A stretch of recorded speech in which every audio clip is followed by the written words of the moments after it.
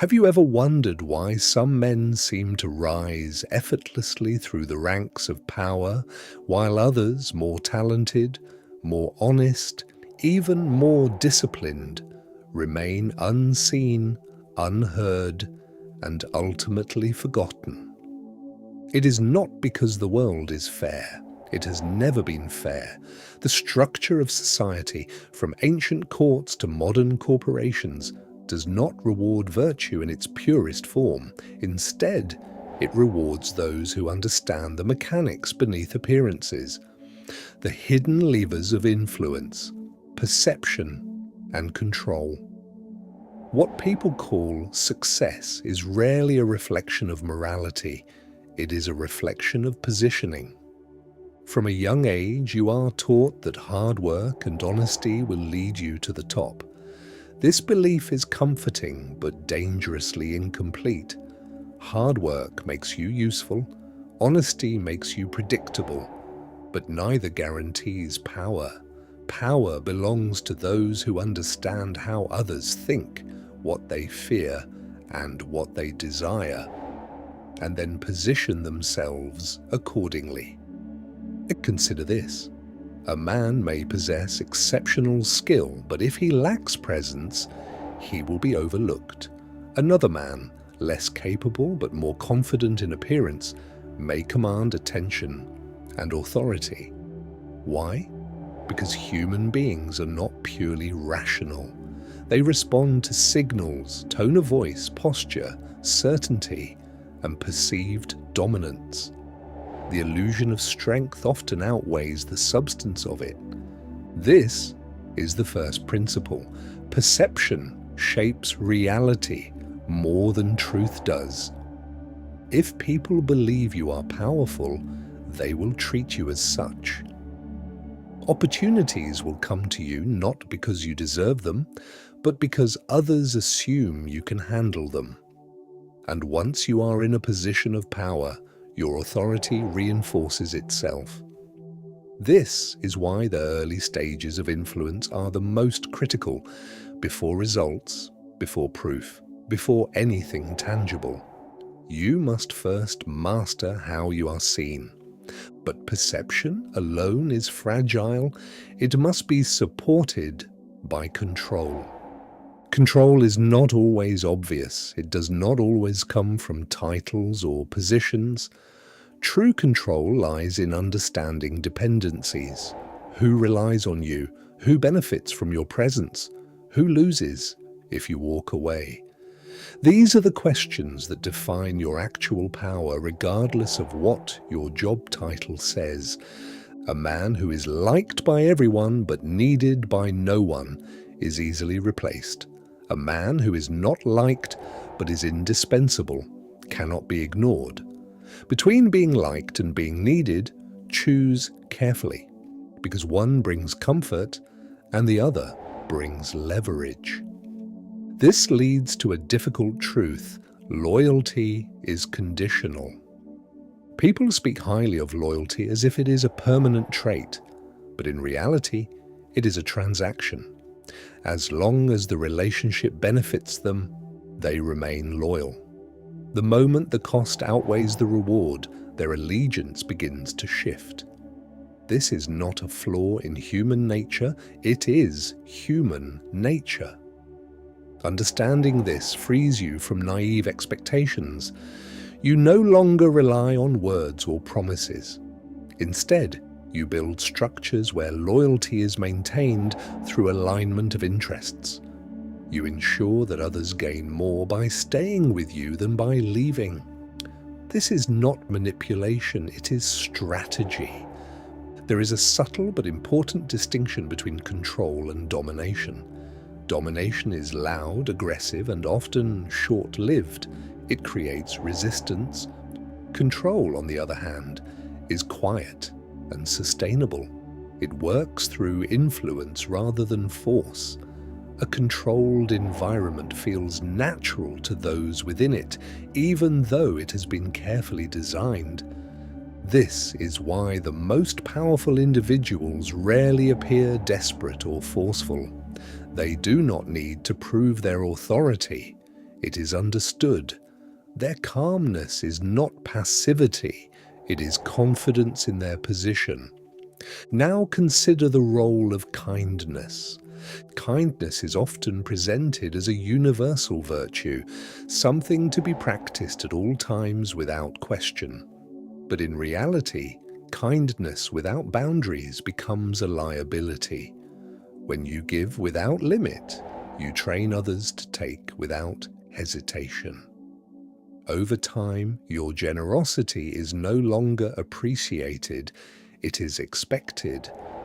This does not mean you should abandon kindness, it means you must apply it with intention. Reward those who respect your boundaries. Withdraw from those who exploit them. In doing so, you create a system where your actions reinforce the behavior you want to see. Cruelty, similarly, must be understood, not as a default approach, but as a tool. Unnecessary harshness creates enemies and instability, but the absence of consequences invites disrespect. The balance lies in calculated responses. When correction is needed, it should be clear, decisive, and proportionate, not emotional, not excessive, just enough to restore order. Many people fail because they operate on extremes. They are either too soft or too aggressive, too trusting or too suspicious. Mastery lies in adaptability. You assess each situation independently and respond based on what is required, not based on habit or emotion. Emotion, in fact, is one of the greatest obstacles to power. This does not mean you should suppress your emotions entirely. It means you should not allow them to dictate your decisions. Anger may feel justified, but it often leads to actions that weaken your position.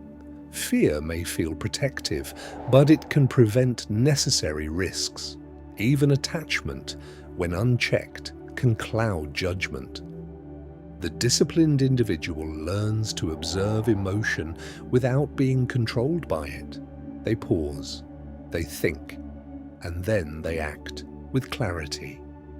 Another overlooked aspect of influence is silence. In a world where everyone is trying to be heard, silence becomes powerful. When you speak less, your words carry more weight. When you reveal less, you become harder to predict. People begin to fill the gaps with their own assumptions, and often those assumptions work in your favor. Silence also allows you to gather information. You learn more by listening than by speaking. You notice patterns, inconsistencies, and opportunities that others miss because they are too busy projecting themselves. Information is power, but only if it is used wisely. Knowing something is not enough. You must know when to act on it, when to withhold it, and when to ignore it entirely. Timing is often more important than knowledge itself. A well-timed move can achieve what brute force cannot. This is why patience is essential. Impatience leads to premature actions, decisions made without full understanding, risks taken without proper positioning. Patience, on the other hand, allows situations to develop. It gives you time to observe, to plan, and to act when the conditions are favorable. But patience should not be confused with passivity. You are not waiting without purpose. You are preparing. You are positioning yourself so that when the moment arrives, your action is decisive and effective. One of the most dangerous traps is the desire for validation. When you seek approval, you give others control over your actions. You begin to adjust your behavior to fit their expectations, even when it conflicts with your own goals. Over time, you lose autonomy. The powerful individual does not depend on external validation. They measure themselves against their own standards. They understand that criticism is inevitable, and approval is temporary. Neither defines their direction. This independence creates a certain distance, not isolation, but detachment. You engage with others, but you are not controlled by their opinions. You collaborate, but you do not lose yourself in the process. And yet, despite all this, power is not an end in itself. Many who achieve power become consumed by it. They seek more, not because they need it, but because they fear losing what they have.